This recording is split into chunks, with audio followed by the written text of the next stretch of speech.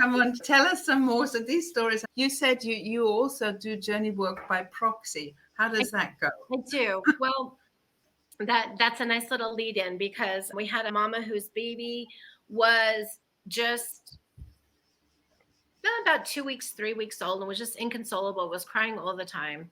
And she had it at the doctor, and they were just unsure what was going on. They didn't know.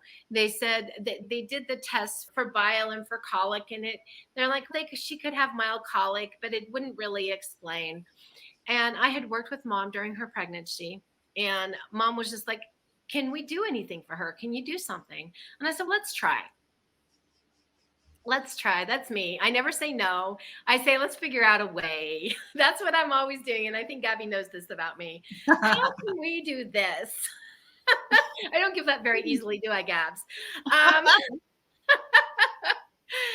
So I said, let's try. Let's see. So we sat down. I said, why don't you hold her in your lap? And she's crying. She's crying. I said, let's see if we can get her to sleep. And we can hold her. And if she cries, it's okay. We'll hold her. And we went and we did the classic physical journey on her. And but I had her do it differently. So when I work with mamas, and I've been doing this before journey, I always create with them a meditation we do, and we create a sanctuary or a safe place. And it's something I do all the time. I've done forever, like I said, way before journey. And they get to design this place in which they feel absolutely safe and protected, open and free.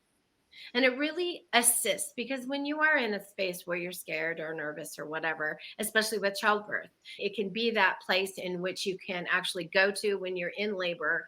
I use it a lot of different tools as we actually go through the delivery.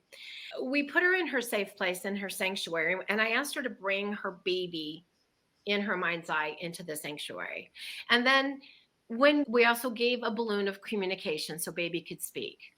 And then we asked if baby would be willing to walk down the stairs with mom and find the reason for the upset. Why are you crying? What's going on?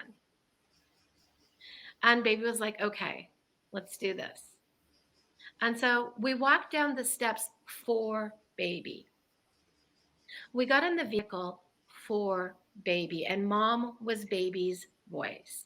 Mom spoke the words that baby was telling her when I asked the question. So mom got to viscerally experience her own experience plus baby's at the same time. And we ended up right back in the birth canal, in the uterus. And when baby was born, the bones in her head and her neck and her spine were pulled out of place. Ouch.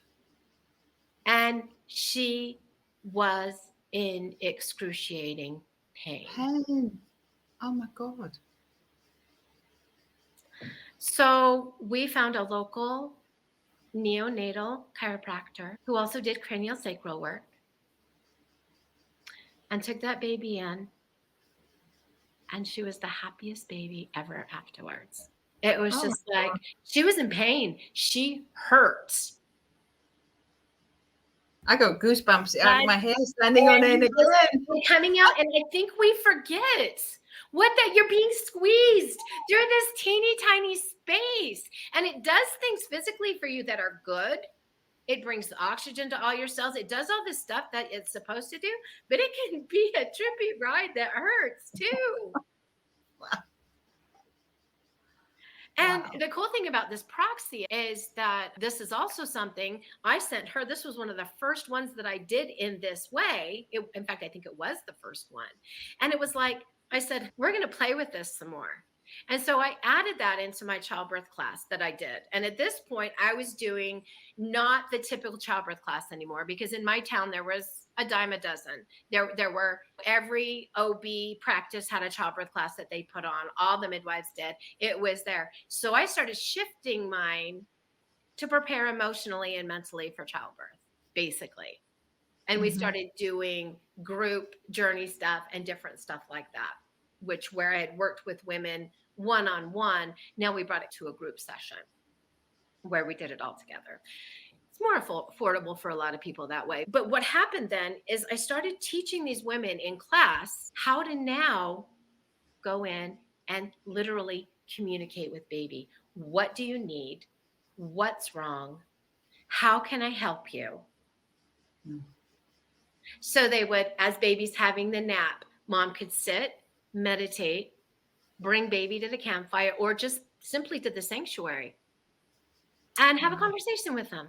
What's going on? How are you doing? What do you need? And it's really cool because there Don't were some make moms, so much sense. there were some moms that took it so to heart and they did it all the time. They were like doing it on a daily basis. And they had this conscious communication with their child from day one. Can you imagine? Can you imagine that communication? Yeah, I still look at I them and can. yeah, Absolutely, I can. And I think the world is more open to this today than it has been 20, 30, 40, 50 years ago, obviously. even 15 years But ago, it wasn't so open to it. no, I know. I know.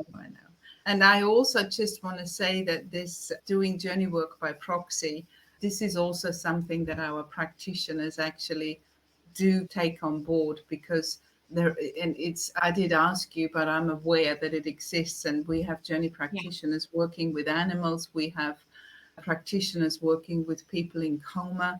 I have worked with my father who was on his deathbed, and that was probably the most beautiful journey process I have ever done. And he was not conscious. So it was a journey process in consciousness. And I'm going to save that for another Yeah, real I talk. was going to say, we can go to that.